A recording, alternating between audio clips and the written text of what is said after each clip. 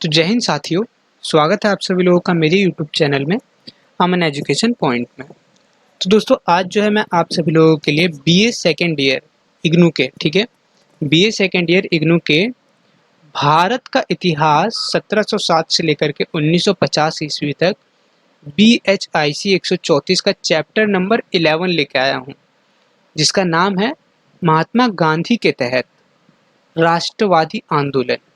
ठीक है, इसमें जो है जितने भी इम्पोर्टेंट क्वेश्चन हो सकते हैं वो हम देखेंगे।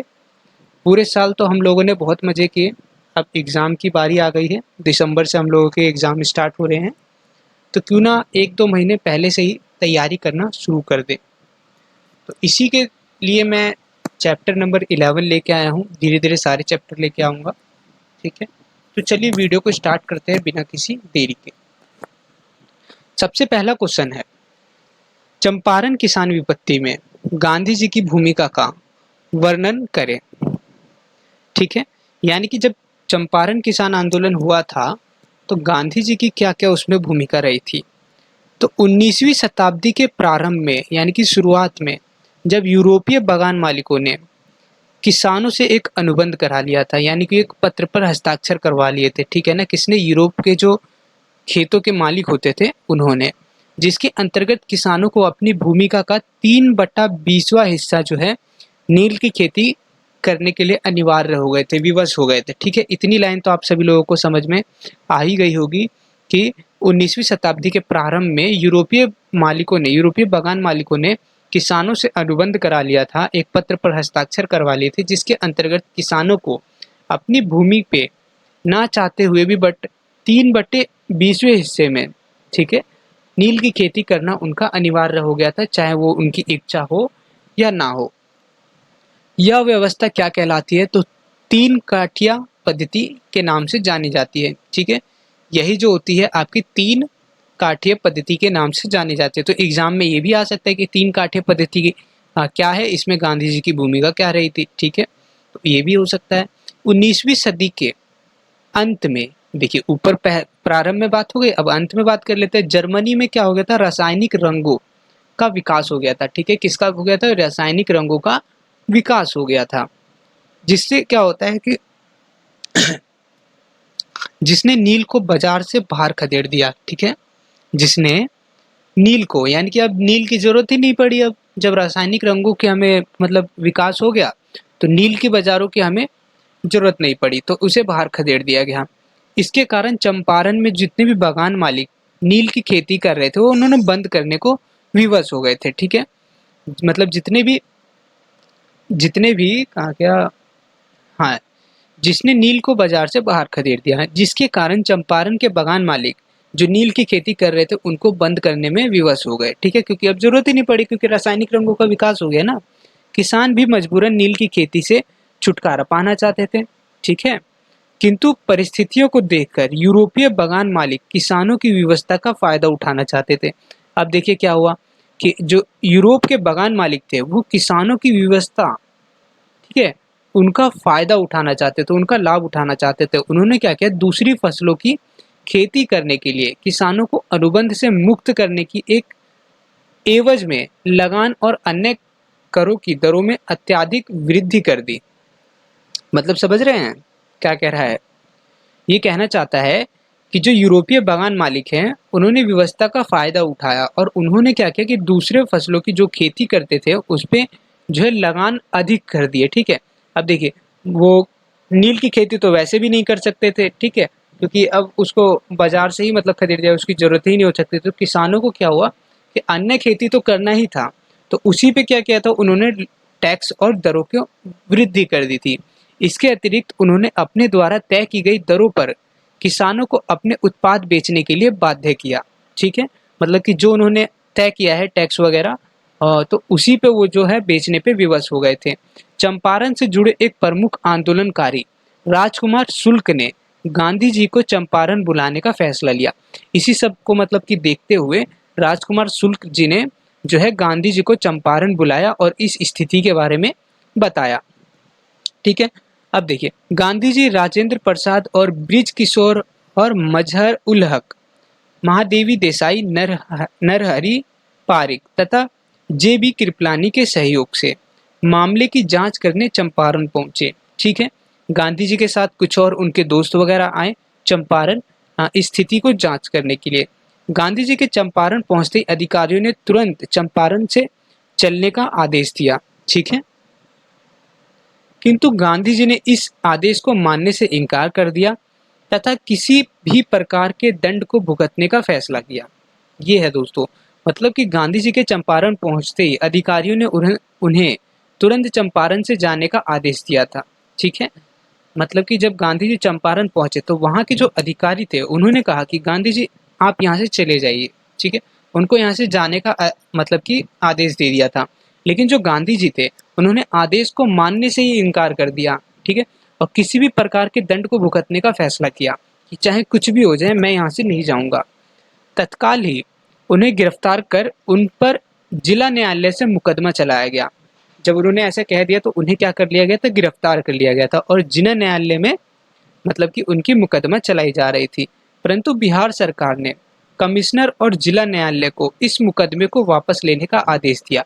लेकिन जब दोस्तों उनको गिरफ्तार किया गया था तो कश्मीर के, ठीक है, सरकार ने कश्मीर और जिला न्यायालय को इस मुकदमे को वापस लेने का आदेश दे दिया तथा गांधी जी को जानकारी हासिल कराने में सहायता करने के लिए कहा। साथ ही गांधी जी को एक चेतावनी भी दी गई थी कि वे कोई बखेड़ा खड़ा नहीं करेंगे। ठीक है, परंतु उन्हें किसानों के कष्टों के बारे में जानकारी हासिल करने की पूर्ण स्वीकृति दे दी थी, यानी कि पूर्ण उनको मंजूरी मिल गई थी कि आप जाके जानकारी हासिल कर सकते हैं किसानों के प्रति।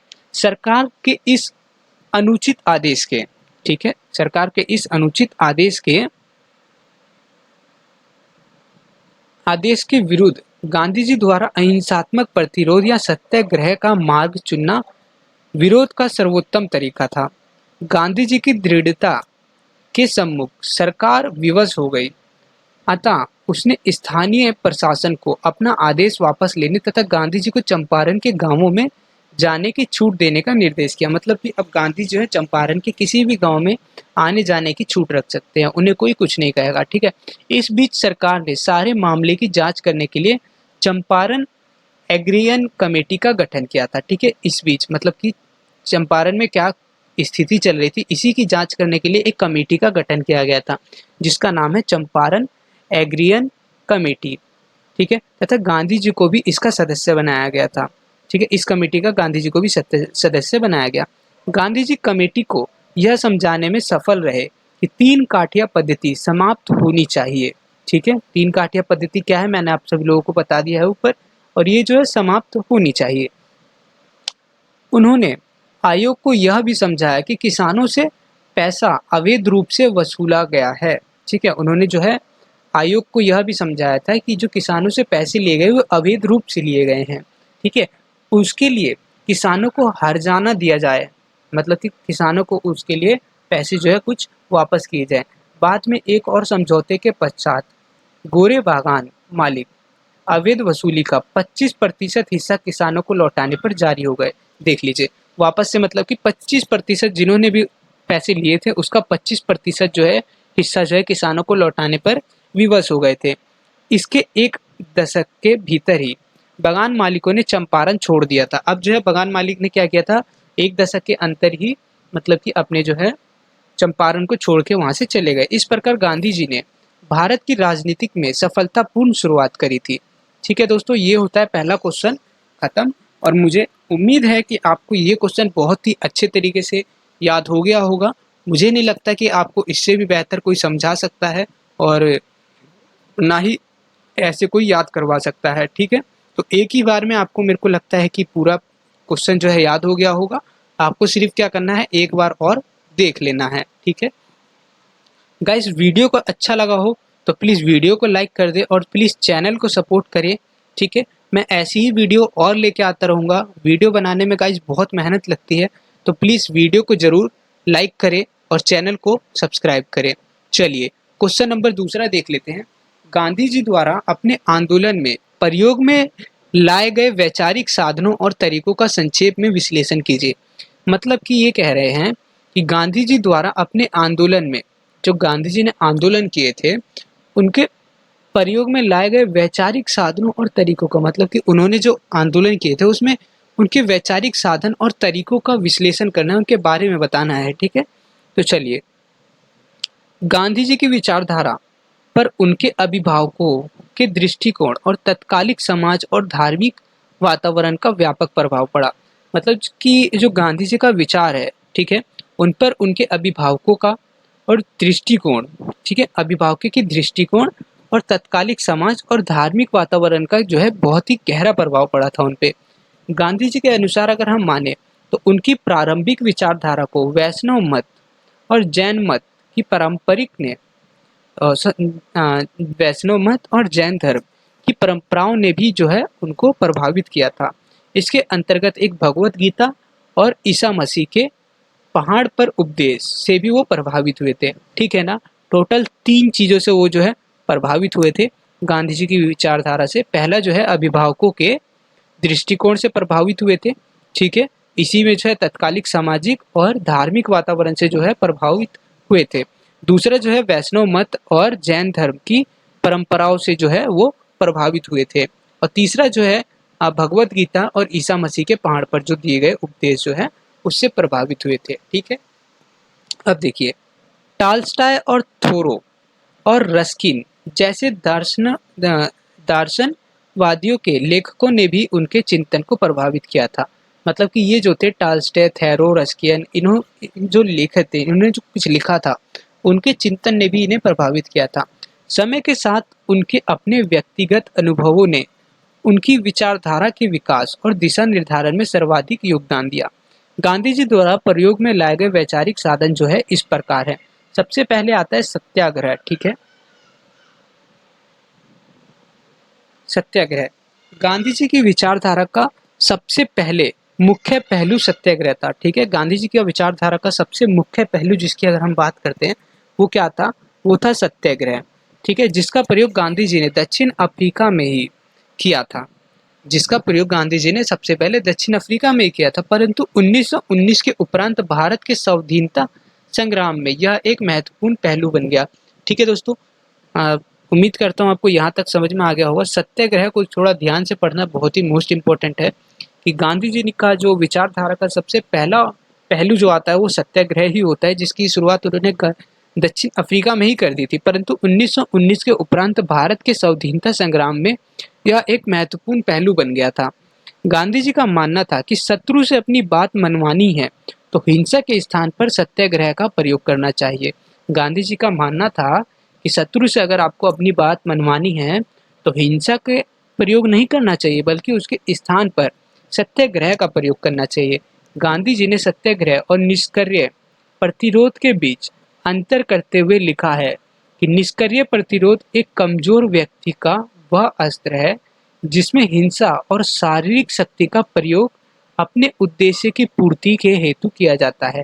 मतलब कि यहाँ पे गांधी जी कहना चाहते हैं कि निष्क्रिय प्रतिशोध एक कमजोर व्यक्ति का अस्त्र है।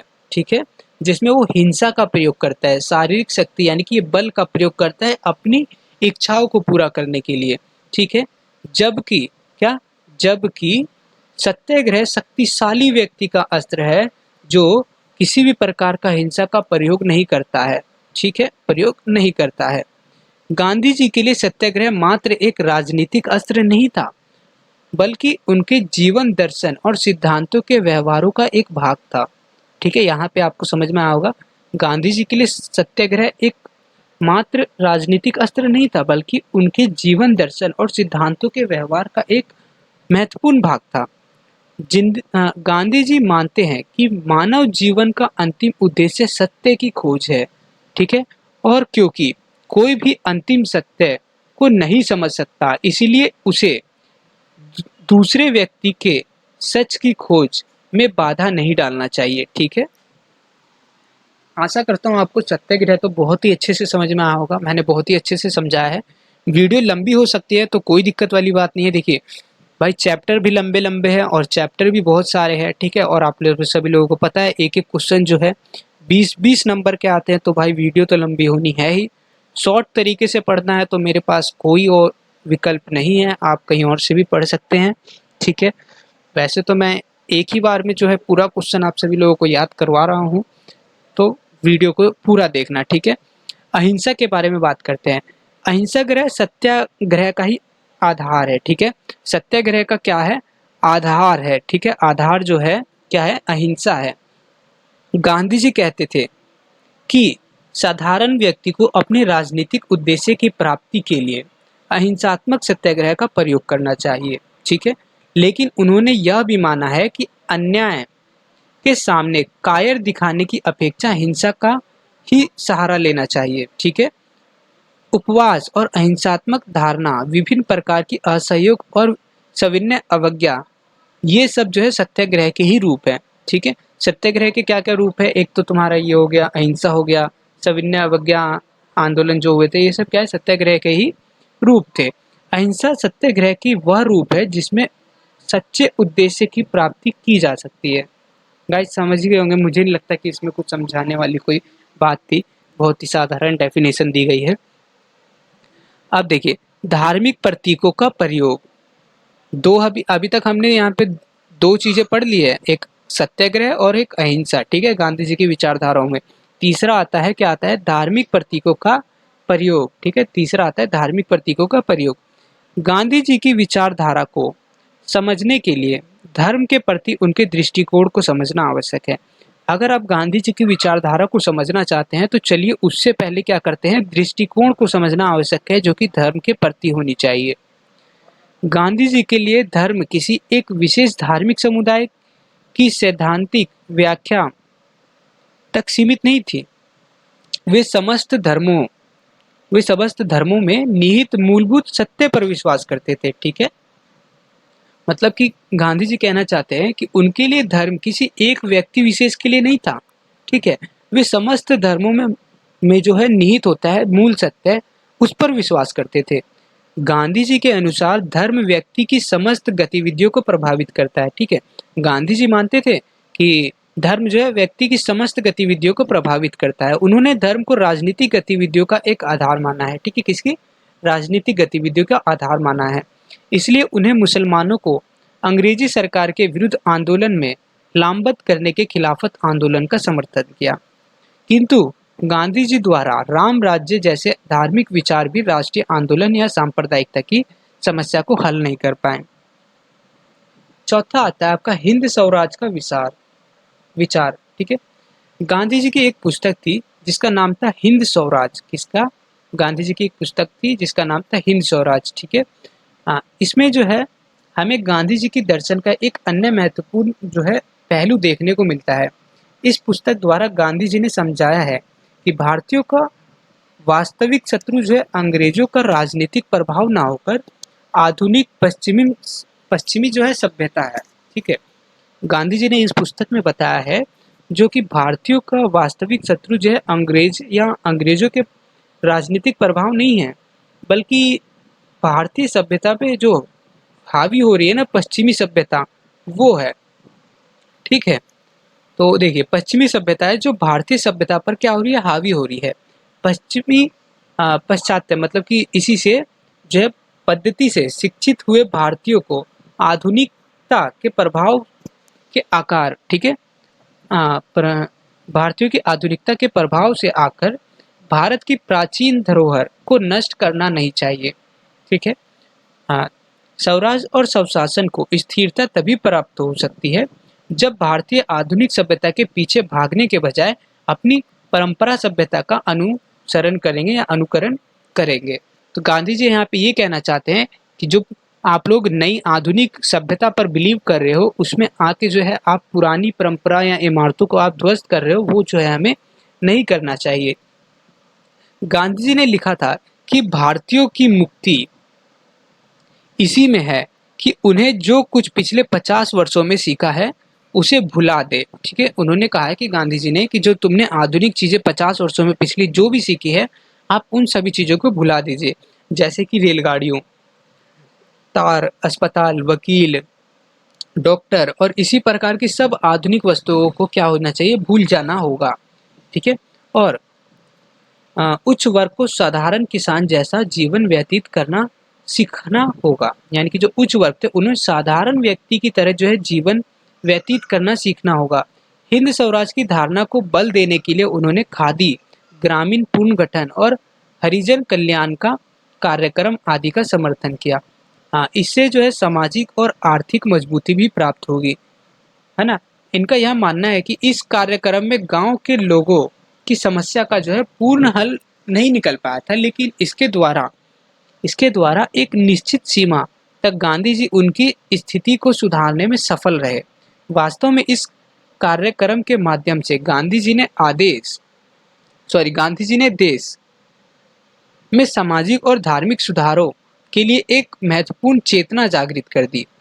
स्वदेशी से तात्पर्य अपने देश में बनी हुई वस्तुओं के प्रयोग से है। गांधी जी ने इंग्लैंड में मशीन से बने कपड़ों के स्थान पर खादी का इस्तेमाल करने पर बल दिया।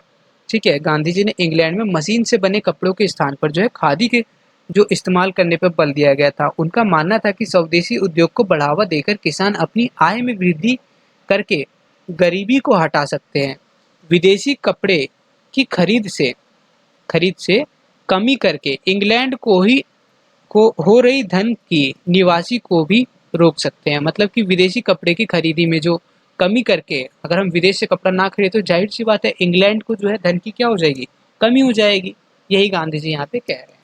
ठीक है, दूसरा क्वेश्चन जो है आपको याद हो ही गया होगा, काफी बड़ा क्वेश्चन था ये। अब देख लेते हैं क्या है। हाँ, तीसरा क्वेश्चन आता है, असहयोग आंदोलन में गांधी जी की भूमिका क्या रही थी। ठीक है, तीसरा क्वेश्चन गाइस बड़ा बोरिंग फील हो रहा होगा मुझे पता है, पर कोई बात नहीं है, ज़्यादा से ज़्यादा 1 महीने की बात है। ठीक है, एग्जाम में अच्छे नंबर आएंगे तो ये जो बोरिंग फील हो रहा था ना, ये सब जो है दूर हो जाएगा। चलिए क्वेश्चन नंबर तीसरा देखते हैं। असहयोग आंदोलन में गांधी जी की भूमिका का आंकलन जो है करना है। महात्मा गांधी जी ने इस आंदोलन के माध्यम से असहयोग, अहिंसा और शांतिपूर्ण प्रतिकार को अंग्रेजों के खिलाफ शस्त्र के रूप में उपयोग किया।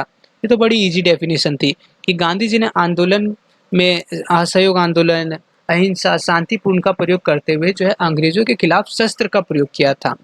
यह आंदोलन जलियांवाला बाग नरसंहार के बाद शुरू हुआ था, यानी कि 1919 में जो जलियांवाला बाग हत्याकांड हुआ था, ठीक है, ये है उसके बाद शुरू हुआ था। और 1920 से फरवरी 1922 तक अहिंसक साधनों या अहिंसा के माध्यम से भारत के ब्रिटिश शासन का विरोध करने के उद्देश्य से चला।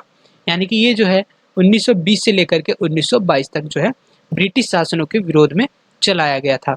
असहयोग आंदोलन अंग्रेजों के अत्याचार के खिलाफ 1 अगस्त 1920 को गांधी जी द्वारा शुरू किया गया सत्याग्रह आंदोलन है।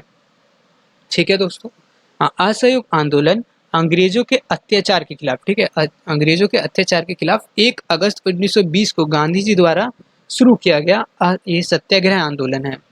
यह अंग्रेजों द्वारा प्रस्तावित अन्यायपूर्ण कानूनों और कार्यों के विरोध में देशव्यापी अहिंसक आंदोलन था। ठीक है, यह अंग्रेजों द्वारा प्रस्तावित अन्यायपूर्ण कानूनों और कार्यों के विरोध में देशव्यापी अहिंसक आंदोलन था, जो कि अंग्रेजों ने क्या किया था, अन्यायपूर्ण कानून और जो कार्य वो करवाते थे उससे जो है उसके खिलाफ में था यह आंदोलन।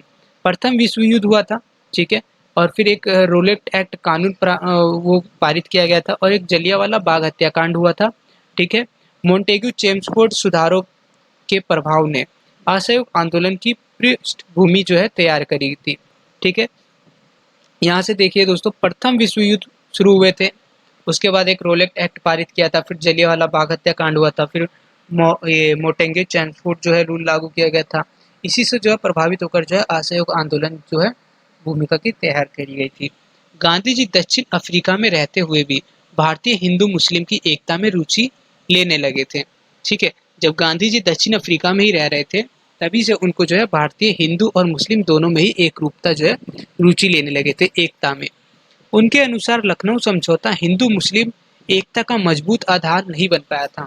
ठीक है, गांधी जी के अनुसार जो है लखनऊ समझौता जो हुआ था वो हिंदू मुस्लिम को एकता नहीं प्राप्त कर पाया था, एकता की मजबूती नहीं बन पाई थी। ठीक है, गांधी जी के लिए खिलाफत हिंदू मुस्लिम एकता का एक ऐसा अवसर था जो सैकड़ों वर्षों में नहीं आएगा। ठीक है, गांधी जी का यह मानना था कि भाई खिलाफत और हिंदू मुस्लिम का जो एकता के लिए इससे बड़ा अवसर हमें जो है नहीं मिलेगा सैकड़ों वर्षों में भी। ठीक है। नवंबर 1919 में गांधी जी खिलाफत सम्मेलन में अध्यक्ष चुने गए थे। कब? नवंबर 1919 में गांधी जी को खिलाफत आंदोलन में, ठीक है, उनको क्या किया गया था? अध्यक्ष चुने गए थे। गांधी जी ने कहा कि यदि ब्रिटेन ने तुर्की के साथ न्याय नहीं किया तो बहिष्कार और असहयोग प्रारंभ किया जाएगा। ठीक है, समझ ही गए होंगे क्या कह रहे हैं। गांधी जी ने यह कहा था कि यदि ब्रिटेन ने जो है तुर्की के साथ न्याय नहीं किया तो उनके साथ जो है बहिष्कार आंदोलन या फिर असहयोग आंदोलन जो है प्रारंभ किया जाएगा। परंतु इसकी सफलता के लिए कांग्रेस का सहयोग अनिवार्य है। ये जो है कांग्रेस की सहायता के बिना पूर्ण नहीं हो पाएगा। अंततः जो है सितंबर 1920, ठीक है, 1920 में कांग्रेस को कलकत्ता अधिवेशन में अहिंसात्मक असहयोग की नई योजना जो है स्वीकार की गई थी। सन 1921 में भारतीय जनता के लिए असहयोग का संदेश लेकर आया। इसका उद्देश्य ब्रिटिश भारत की सभी राजनीतिक, सामाजिक और आर्थिक संस्थाओं का बहिष्कार था, जिससे सरकारी तंत्र ठप हो जाए। ठीक है, बहिष्कार की पीछे गांधी जी की दृष्टि यह थी कि जनता के सहयोग से ही सरकार चलती है और इसे असहयोग का माध्यम से ही स्वराज देने के लिए बाध्य किया जा सकता है। गांधी जी ने केसर-ए-हिंद की उपाधि वापस कर दी। हजारों छात्रों ने स्कूल और कॉलेजों का जो है बहिष्कार किया। वकीलों ने वकालत छोड़ दी। ठीक है, जिनमें लाला लाजपत राय और चित्तरंजन दास और मोतीलाल नेहरू, जवाहरलाल नेहरू, वल्लभ भाई पटेल और राजेंद्र प्रसाद आदि प्रमुख थे। गाइस, आप सभी लोगों को यहाँ तक समझ में आया क्या हुआ था? तो नहीं आया होगा, मुझे पता है, तो एक बार मैं आप सभी लोगों को रिव्यू करा देता हूँ। ठीक है, खिलाफत आंदोलन जो है हिंदू मुस्लिम एकता बनाए रखने के लिए जो एक ऐसा अवसर था जो सैकड़ों वर्षों में नहीं आएगा। ठीक है, नवंबर 1919 में गांधी जी को खिलाफत आंदोलन के अध्यक्ष चुने गए। ठीक है, जिसमें गांधी जी ने कहा था कि ब्रिटेन ने अगर तुर्की के साथ न्याय नहीं किया तो उनके साथ जो है बहिष्कार आंदोलन या असहयोग आंदोलन जो है हम प्रारंभ कर देंगे। परंतु ये जो है कांग्रेस की अध्यक्षता के बिना जो है मतलब कि नहीं हो पाएगा। इसी के मतलब देखते हुए जो है सितंबर 1920 में कांग्रेस कलकत्ता अधिवेशन में अहिंसात्मक सहयोग की जो है नई नीतियों को अपनाया गया था, स्वीकार किया गया था। सन 1921 में ही जो भारतीय जनता के लिए असहयोग का संदेश लेकर आया। इसका उद्देश्य ब्रिटिश भारत की सभी राजनीतिक, सामाजिक, धार्मिक संस्थाओं का बहिष्कार था। ठीक है, जिसमें सरकारी तंत्र जो है वो क्या हो गया था? ठप हो गया था। बहिष्कार के पीछे गांधी जी की दृष्टि यह थी, मतलब गांधी जी यह सोच रहे थे कि जनता के सहयोग से ही जो है सरकार क्या है? चलती है और इसे असहयोग के माध्यम से, मतलब कि इसी असहयोग आंदोलन के माध्यम से ही स्वराज देने के लिए बाध्य किया जा सकता है। गांधी जी ने केसर-ए-हिंद की उपाधि जो है वापस कर दी थी और हजारों छात्रों ने स्कूल और कॉलेज जाना जो है बंद कर दिया गया था। वकीलों ने वकालत छोड़ दी थी, जिसमें लाला लाजपत राय, चित्तरंजन दास, मोतीलाल नेहरू, जवाहरलाल नेहरू, वल्लभ भाई पटेल, राजेंद्र प्रसाद आदि जो है प्रमुख थे। ठीक है, असहयोग आंदोलन ने संपूर्ण भारत की नवीन ऊर्जा प्रदान की, मतलब असहयोग आंदोलन है संपूर्ण भारत में जो है फैल गई थी। इस विशाल आंदोलन को देखकर सरकार जो है आश्चर्यचकित और परेशान थी कि जो है इतनी जल्दी असहयोग आंदोलन जो है पूरे भारत में अपना रूप जो है ढाल रहा था। इसी को देखकर सरकार जो है आश्चर्यचकित हो गई थी। महात्मा गांधी की इस रणनीति का सामना करना ब्रिटिश सरकार के लिए एक कठिन हो गया था। मतलब कि जो ब्रिटिश सरकार थी इस आंदोलन को जो है सामना नहीं कर पा रही थी। सन 1857 से अब तक ब्रिटिश सरकार की राजनीतिक विषयों में नेतृत्व कर रही थी। अब गांधी जी ने पहल आरंभ की थी। ठीक है, दिसंबर 1921 में कांग्रेस के अहमदाबाद अधिवेशन में असहयोग आंदोलन को व्यापक रूप प्रदान करने का निश्चय किया गया। गांधी जी को इसके सर्वाधिक सर्वाधिकार सौंपे गए। ठीक है, मतलब कि अब जो है वो दिसंबर 1921 में कांग्रेस के अहमदाबाद अधिवेशन में, कहाँ पे? अहमदाबाद अधिवेशन में असहयोग आंदोलन को व्यापक रूप प्रदान करने का निश्चय किया। मतलब इसको और बढ़ाना है और ऊपर ले जाना है, इसको असहयोग आंदोलन को। गांधी जी को इसी का जो है सर्व अधिकार जो है सौंपा गया था।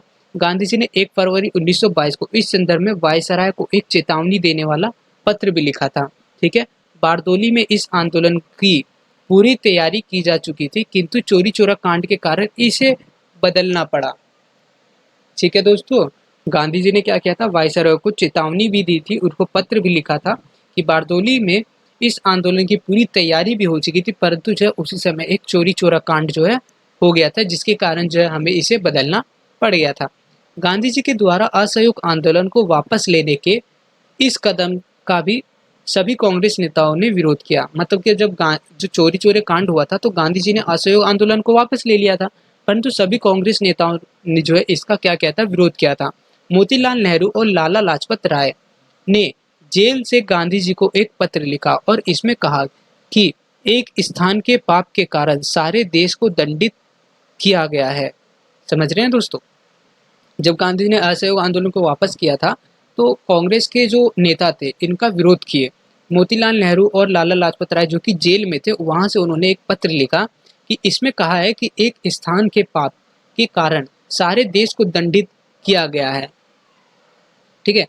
आंदोलन स्थगित करने के दूसरे ही दिन गांधी जी को क्या कर लिया गया, गिरफ्तार कर लिया गया और उन पर राजद्रोह का मुकदमा चलाया गया। गांधी जी को इसके लिए 6 वर्ष का जो है कारावास हुआ था दोस्तों। यहीं पे जो है ये वाला क्वेश्चन भी खत्म होता है। बड़ा ही लेंथी क्वेश्चन था। ठीक है, एक ना एक क्वेश्चन तो 20 नंबर का इसमें चैप्टर में से आना ही आना है। ठीक है, 100 नंबर का आप सभी लोगों का पेपर होगा, 3 क्वेश्चन जो है 20 नंबर के बनते ही बनते हैं। तो दोस्तों उम्मीद करता हूँ कि ये वाला क्वेश्चन भी आप सभी लोगों को बड़े ही अच्छे तरीके से याद हो गया होगा। अब चलिए सविनय अवज्ञा आंदोलन और भारत छोड़ो आंदोलन के प्रति लोकप्रियता का विस्तार से जो है जांच कर लेते हैं। इसमें ऐसी कोई बात नहीं है कि दोस्तों कि आपका यही क्वेश्चन एग्जैक्ट मैच होना चाहिए। सविनय अवज्ञा आंदोलन आएगा या भारत छोड़ो आंदोलन आएगा तो भी आपको यही वाला आंसर जो है लिखना है। ठीक है, तो चलिए सविनय अवज्ञा आंदोलन देख लेते हैं क्या था, गांधी जी ने इसमें क्या क्या भूमिका करी थी, उसके बारे में जो है जांच कर लेते हैं। 1930 में महात्मा गांधी के नेतृत्व में सविनय अवज्ञा आंदोलन की शुरुआत की गई। ठीक है, 1930 ईस्वी में महात्मा गांधी के नेतृत्व में सविनय अवज्ञा आंदोलन की शुरुआत की गई, जिसका प्रारंभ गांधी जी के प्रसिद्ध डांडी मार्च से हुआ था। ठीक है दोस्तों, जिसका प्रारंभ गांधी जी के डांडी मार्च से हुआ था। 12 मार्च 1930 को साबरमती आश्रम से गांधी जी और आश्रम के 78 अन्य सदस्यों ने दांडी और अहमदाबाद से 241 मील दूर स्थित भारत के पश्चिमी तट पर स्थित एक गांव के लिए पैदल यात्रा की थी। दोस्तों इसे ही दांडी मार्च कहा गया था। ठीक है ना, कि 12 मार्च 1930 को साबरमती आश्रम से जो है 78 लोग निकलते हैं अपने डांडी को लेकर, मतलब डंडा लेकर जो है अहमदाबाद से 241 मील दूर जो स्थित एक पश्चिमी तट पर एक स्थित एक गांव है, वहां तक जो है इन्होंने पैदल यात्रा करी थी।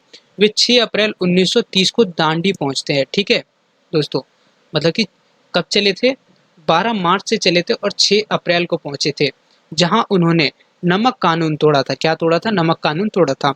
उस समय किसी के द्वारा नमक बनाना गैर कानूनी था। क्या हो रहा था, क्या था दोस्तों, उस समय नमक बनाना ही गैर कानूनी था, क्योंकि इस पर सरकार का एकाधिकार था, मतलब सरकार का इस पे पूरा वर्चस्व था, उनका अधिकार था। गांधी जी ने समुद्री जल के वाष्पीकरण से बने नमक को मुट्ठी में उड़ाकर सरकार की मतलब अवज्ञा की, मतलब उनकी अवहेलना कर दी। जो सरकार का उस पर एकाधिकार था कि नमक बनाना जो है गैर कानूनी है, तो वहीं पे गांधी जी ने क्या किया था, समुद्री जल से वाष्पीकरण से बनने वाले नमक को मुट्ठी में लिया और उठाकर सरकार की अवहेलना कर दी थी। नमक कानून की अवज्ञा के साथ ये पूरे देश में जो है सविनय अवज्ञा आंदोलन जो है प्रसार हो गया, मतलब पूरे भारत में जो है सविनय अवज्ञा आंदोलन जो है फैल गया। इस आंदोलन के प्रथम चरण में नमक बनाने की घटना पूरे देश में जो है घटित हुई। ठीक है दोस्तों, वही बात आ गई जो पूरे सविनय अवज्ञा आंदोलन जो पूरे भारत में फैल गए और नमक बनाना लोगों द्वारा सरकारी अवज्ञा का प्रतीक बन गया। ठीक है, तमिलनाडु से श्री राजगोपालाचारी ने दांडी मार्च जैसे ही एक मार्च का आयोजन तिरुचिरापल्ली से वेदारण्यम तक किया। ठीक है, मतलब एक और तमिलनाडु के जो सरकार है श्री राजगोपालाचारी, उन्होंने भी जो है नमक आंदोलन जैसा एक आंदोलन वहाँ पे किया था। प्रसिद्ध कावित्री सरोजनी नायडू जो कांग्रेस की महत्वपूर्ण नेता थी और कांग्रेस की अध्यक्ष भी रही थी, ने सरकार के धरसना यानी कि गुजरात स्थित नमक कारखाने पर अहिंसात्मक सत्याग्रहियों ठीक है के मार्च को नेतृत्व किया।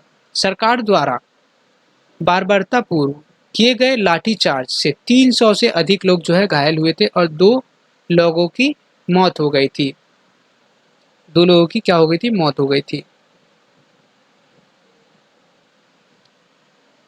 धारणा, हड़ताल और विदेशी वस्तुओं का बहिष्कार किया गया था और बाद में कर देने से भी जो है मना कर दिया गया था। अनेक शहरों के व्यापारियों ने कुछ महीनों के लिए जो है विदेशी माल का आयात करना भी बंद कर दिया गया था। उन्होंने शपथ ली थी। हाँ, पैकेटिंग और मंदी के समग्र प्रभाव से ब्रिटिश कपड़ों के आयात और आश्चर्यजनक गिरावट आ गई थी। सविनय अवज्ञा आंदोलन की एक अपूर्व और विलक्षण विशिष्टता औरत की एक व्यापक हिस्सेदारी थी। मतलब कि जो जब औरत ने भी इस आंदोलन में हिस्सा लिया था, तो इस समय ये और जो है फैल गया था।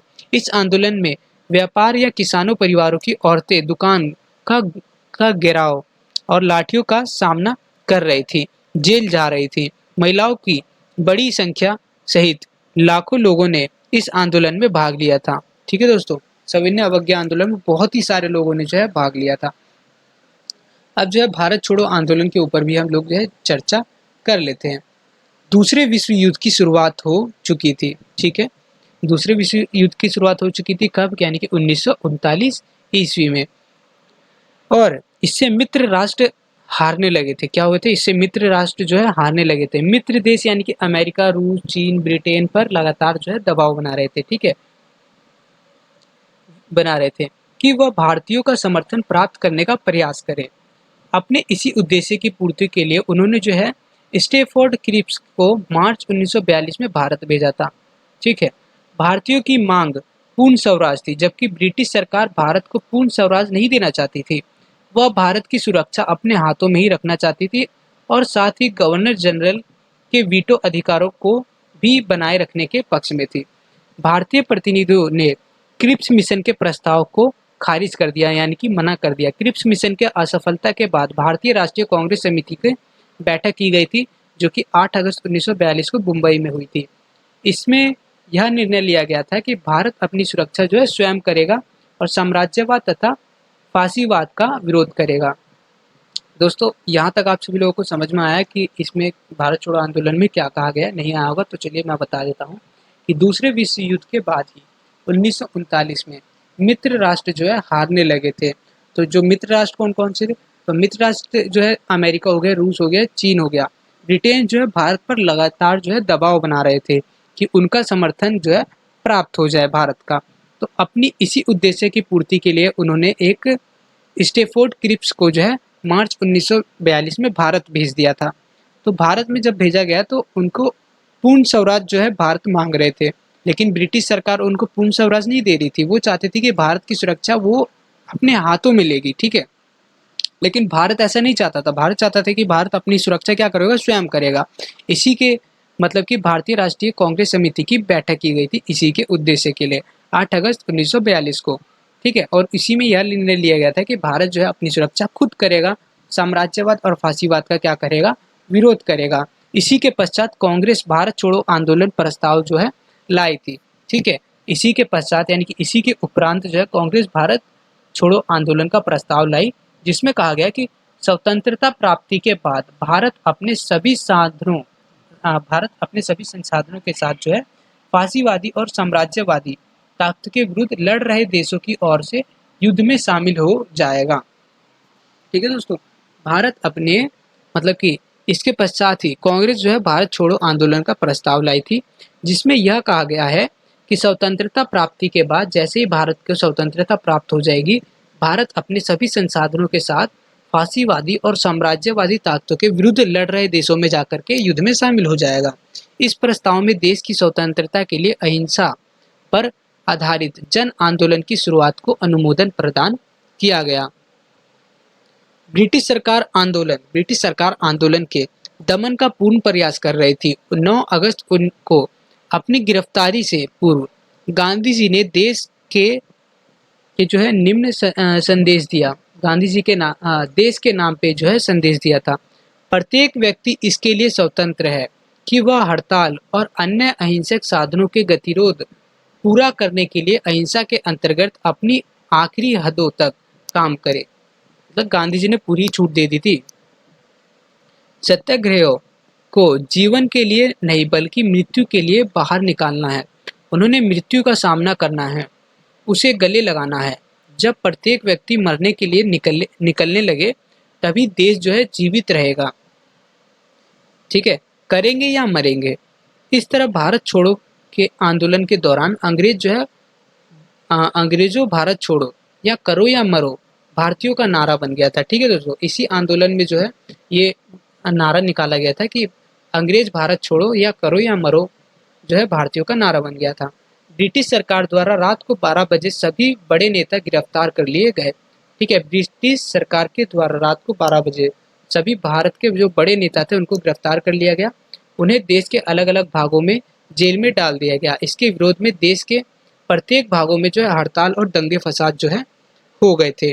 ठीक है, प्रमुख नेताओं के जेल जाने के बाद नेतृत्व के अभाव में लोगों के बीच जो है नेतृत्व उभरा। अरुणा आसफ अली ने 9 अगस्त 1942 को ग्वालियर टैंक मैदान में तिरंगा फहराकर आंदोलन की गति दी।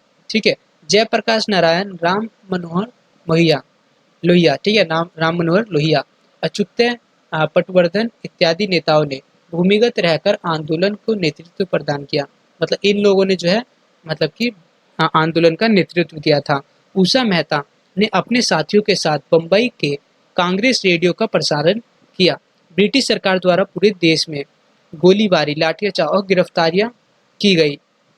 ब्रिटिश सरकार की हिंसक कार्यवाही का प्रतिक्रिया के लोगों का गुस्सा भी हिंसक गतिविधियों के बदल गया था। मतलब कि 1 मिनट जरा दोबारा से पढ़ने दीजिए। उषा मेहता ने अपने साथियों के साथ जो है मुंबई में कांग्रेस रेडियो का प्रसारण किया था। ठीक है, ब्रिटिश सरकार द्वारा पूरे देश में जो है गोलियाबारी हो रही थी, लाठीचार्ज कर रहे थे और गिरफ्तारियां कर रहे थे बड़े बड़े नेताओं ने, जो भी है। ब्रिटिश सरकार जो है हिंसक कार्यवाही की प्रतिक्रिया में लोगों का गुस्सा भी हिंसक गतिविधियों में बदल गया था। ओह, मतलब यहाँ पे ये कह रहा है जो ब्रिटिश सरकार हिंसक कार्रवाई कर रही थी तो वहीं पे जो है भारत के जो लोग हैं वो भी अब अहिंसा को छोड़कर जो है हिंसक गतिविधियों में तब्दील हो रहे थे। लोगों ने सरकारी कर्मचारियों पर हमला किया। ठीक है, आप देखिए लोग हिंसक हो गए तो हिंसक होकर लोग क्या करते हैं, सरकारी संपत्तियों पर पहले हमला करते हैं, रेलवे पटरियों को उखाड़ फेंकते हैं, डाक व तार व्यवस्था को अस्त व्यस्त कर दिया। वे सरकारी इमारतों पर तिरंगा फहराने लगे। बिहार के पटना में सचिवालय पर तिरंगा फहराने के दौरान 7 युवा छात्र शहीद हो गए थे। ठीक है, गोलीबारी में। अनेक स्थानों पर पुलिस और जनता के बीच हिंसक संघर्ष हुए, लड़ाई हुई, मारपीट हुआ। ठीक है, ब्रिटिश सरकार ने आंदोलन से संबंधित समाचारों को प्रस्तावित करने पर रोक लगा दी थी। मतलब समाचार पत्र पर रोक लगा दी। अनेक समाचार पत्रों ने इन प्रतिबंधों को मानने की बजाय अखबार बंद कर दिया। ठीक है, देश के कई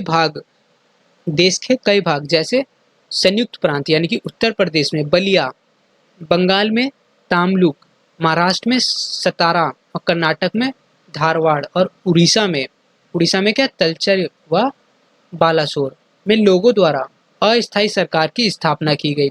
आंदोलन में छात्रों ने व्यापक रूप से भाग लिया। वे गांवों में फैल गए और वहां ग्रामीणों को दिशा निर्देश देने में महत्वपूर्ण भूमिका निभाई थी। ये जो था आप लोगों का असहयोग आंदोलन था। ठीक है, असहयोग आंदोलन कह रहा हूँ मैं, सविनय अवज्ञा आंदोलन और भारत छोड़ो अवज्ञा आंदोलन जो है। अगर आपका क्वेश्चन आ जाता है सविनय अवज्ञा आंदोलन और भारत छोड़ो आंदोलन, ठीक है, दोनों ही आ जाते हैं तो तब तो आप दोनों ही लिख देंगे। काफी बड़ा था ये तो क्वेश्चन। ठीक है दोस्तों, यहाँ पे कुछ एक क्वेश्चन वाले हैं वो देख लेते हैं। होम रूल आंदोलन जो है शुरू हुआ था किसके द्वारा, एनी बेसेंट के द्वारा। गांधी जी कौन सी कंपनी के कानूनी सलाहकार बनकर दक्षिण अफ्रीका गए थे, तो दादा अब्दुल्ला कंपनी के लिए। महात्मा गांधी दक्षिण अफ्रीका से कब लौटे थे, तो 1915 ईस्वी में जो है महात्मा गांधी दक्षिण अफ्रीका से भारत लौटे थे। किसान आंदोलन के साथ गांधी जी भारतीय राजनीति में आए, चंपारण आंदोलन के तहत आए थे। ठीक है, गांधी जी ने साबरमती आश्रम की स्थापना कब करी थी, 1915 ईस्वी में करी थी। चोरी चोरा घटना के बाद गांधी जी ने कौन सा आंदोलन जो है वापस ले लिया था, तो असहयोग आंदोलन जो है वापस ले लिया था।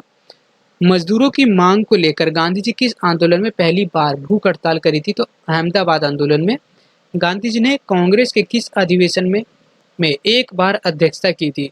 तो बेलगाम अधिवेशन में। गांधी ने दांडी यात्रा किस स्थान पर किया था? तो साबरमती आश्रम में किया था। रोलेक्ट एक्ट कब आया था? तो 1919 में रोलेक्ट एक्ट आया था। इस एक्ट को गांधी जी ने काला कानून की संज्ञा दी थी। क्यों?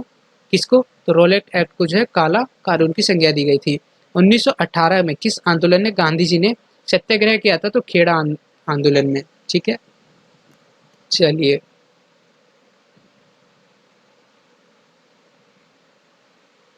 हम्म,